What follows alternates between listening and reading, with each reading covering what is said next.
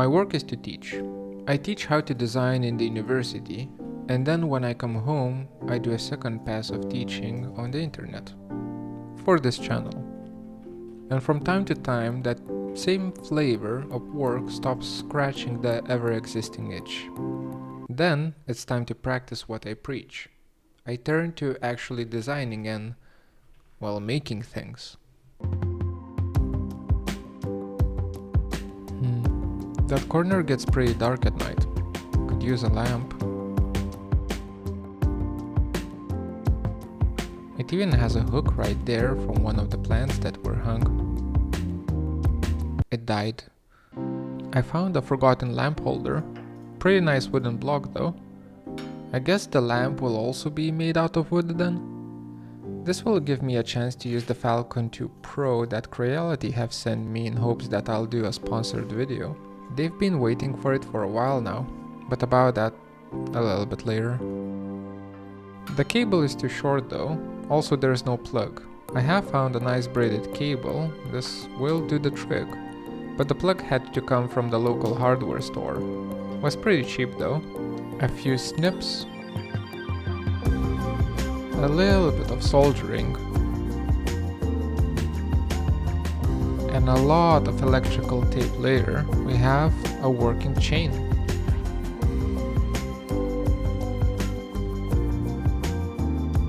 And now all that is left to do is to create an actual design around it. This channel initially grew on a tool called Grasshopper for Rhino. It's a horrible tool for design, but a great tool for creating instructions on how to make things. In this case, the instructions will be sent to the laser.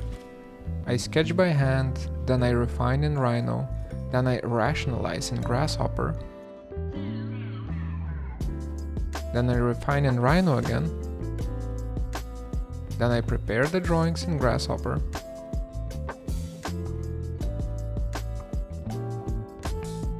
then I refine in Rhino. I used to spend way too much time automating things that really don't need to be automated. And with the files ready, it is time to cut. My material of choice is bolted birch 3mm plywood. This is B grade, my favorite. Not too fancy to become too precious, but also high enough quality to be, well, to be above the average. My tool of choice is this laser, Creality Falcon 2 Pro. As I mentioned before, Creality have sent it to me for free, so you can consider this a sponsored video, but honestly, I'm recording the audio after already having finished the project, and I must say it's a damn good tool.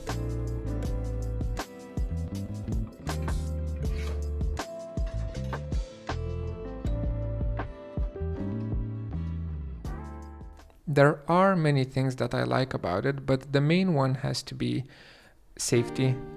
Just like most of my tools, this laser also lives at my university, but unlike most of my tools, I will let my students work with it. And this comes down to amount of safety features that are implemented. The laser module itself has a protection shroud around it, but hey, that's not enough. The laser comes with a pair of protective glasses, but that's not enough. The laser has a camera lens that minimizes the time spent, when you align the material. Still not enough. The laser has a full enclosure that blocks out purple light. Still not enough. The laser has a proper intrusion detection, which stops the laser if the case is open. And this makes it good enough.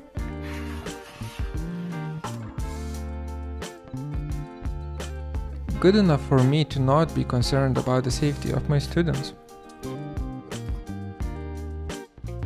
I'll train them to be safe too, of course. Anyway, at a price of $1,900, this is such an easy recommend from me. It doesn't come with an air purification system though. That's like an added benefit of working for a university.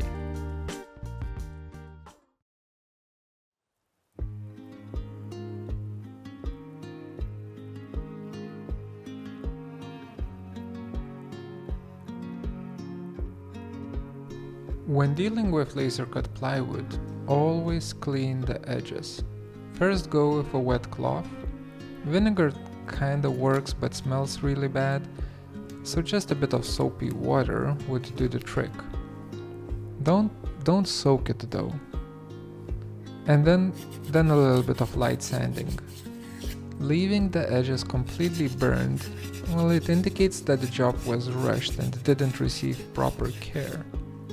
Fully cleaning the edges, it hides the tool marks, in this case the laser, which I also don't want. There should be a nice balance.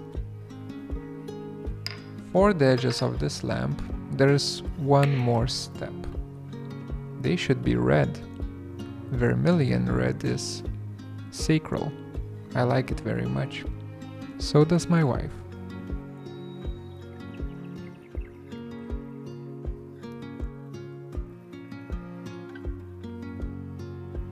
Do it in 2 coats, one to seal the pores and the second to even out the surface.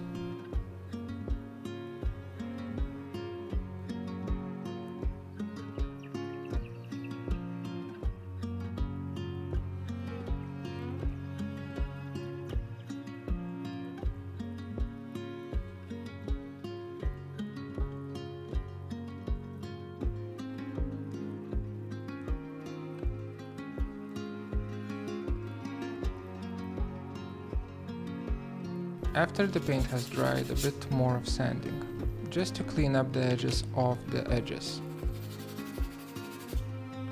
Had to cut the wire again. Forgot that I'll need the top piece to slide on top.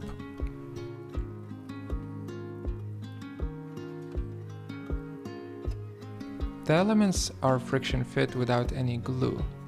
That will make replacing the light bulb very easy. What's not so easy is hanging the damn thing. I ended up just making a loop from the cable itself. Does the trick and doesn't look that bad.